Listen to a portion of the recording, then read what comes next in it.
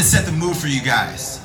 It's July 1st, 2005. This was actually the first day as a collegiate coach that you could contact a recruit.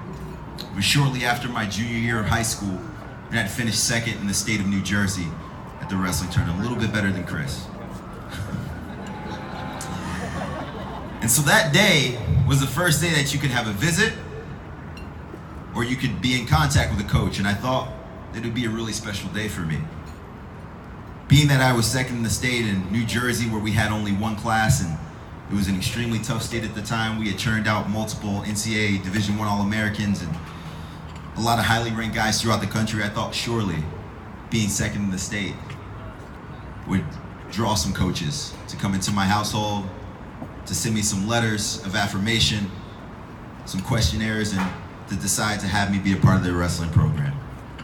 And so I remember that day I was super excited. The day before I was charging my phone. At the time I didn't even have a cell phone. I was still a young man. That's dating me a little bit, but I didn't have a cell phone. I remember having a cordless phone. And so I had the cordless phone on the charging base the entire day before. I'm like, I have to have this thing at 100%. I know surely one of these Division I college coaches are gonna be giving me a call tomorrow. So the day arrived, I woke up early, made sure the chip phone was charged, picked up the phone 100%. My best buddy lived right next door. His name was Vince Jones. He was actually an All-American at Nebraska in 2009. Went over to his house. We were playing video games all afternoon.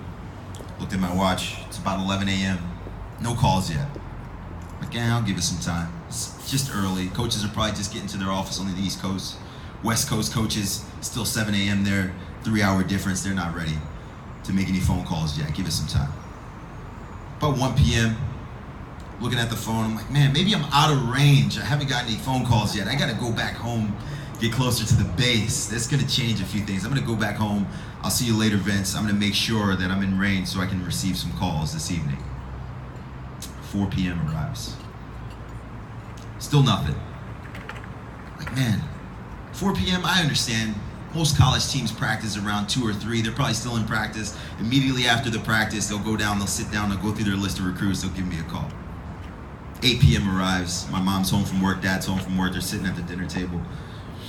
They're looking like, JB, what's going on? You've got a somber face. Usually I'm pretty upbeat. I'm an easygoing guy, fun-loving guy, but I always have a smile on my face. And so they asked me, what's wrong? So I told them the story.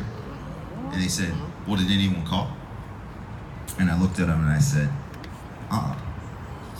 0 calls.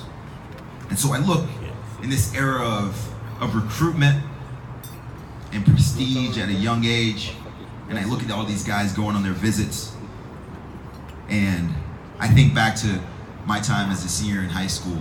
I got invited to go on 0 official visits as a senior in high school.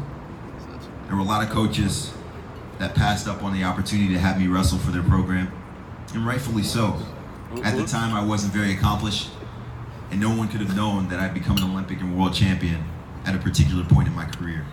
And so moments like these, and just describing these stories and these time periods of my life, really have become pivotal in creating characteristics that have described who I am and the lifestyle that I lead as a man.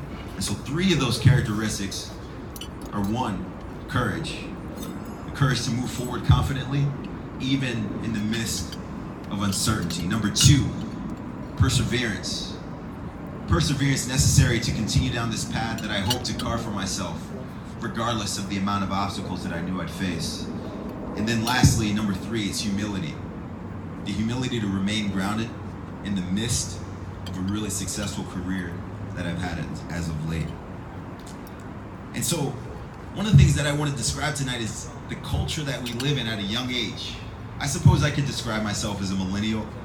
I like brunch on Sundays. But it's unique because we really live in a culture of convenience, a culture of celebration at a very young age, a place where most people at our age are avoiding discomfort. While we're at Camp Pendleton grinding, a lot of my friends are at home enjoying mimosas and rooftop parties. And people, especially kids in this day and age, always look for the easy way out. And so I think as wrestlers, as Marines, as adults, as parents, as CEOs, as businessmen and businesswomen, it's time for us to change that narrative. In order to change that narrative, we've got to set an example. And so setting an example for me personally meant to always be a leader, not only in words, but in actions. And so what if we changed that narrative into embracing the hard stuff, really doing the hard things, right? Extending yourself to someone in need of help, waking up early in the morning to be more productive, living a life of integrity amongst the temptations of life, or even decide to have the confidence to wear an outfit like this in public.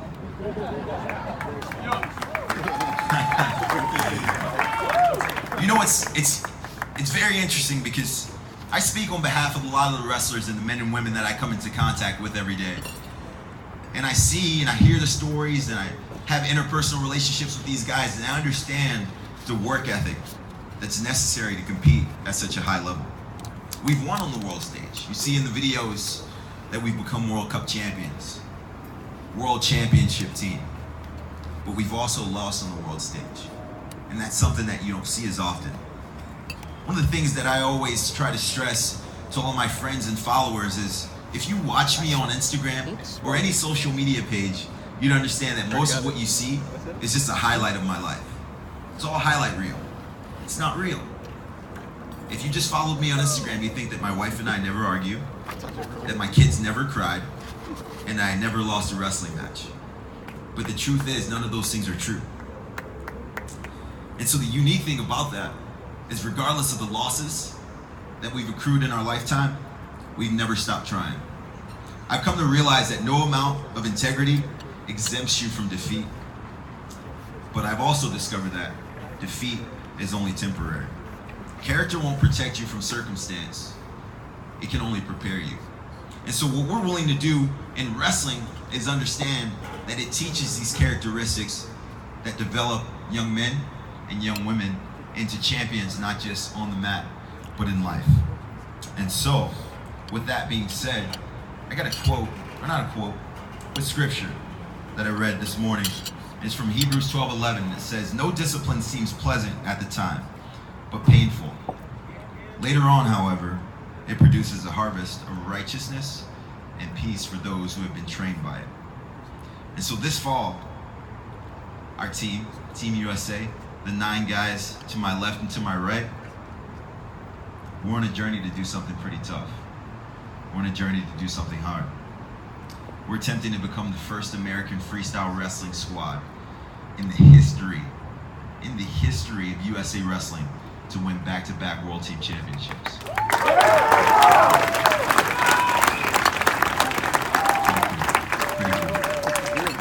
And so that's why we're here. And so I'm thankful for the Marine Corps and their invitation for us to come here and train at Camp Pendleton. Thank you guys for the inspiration. Thank you for everyone listening tonight.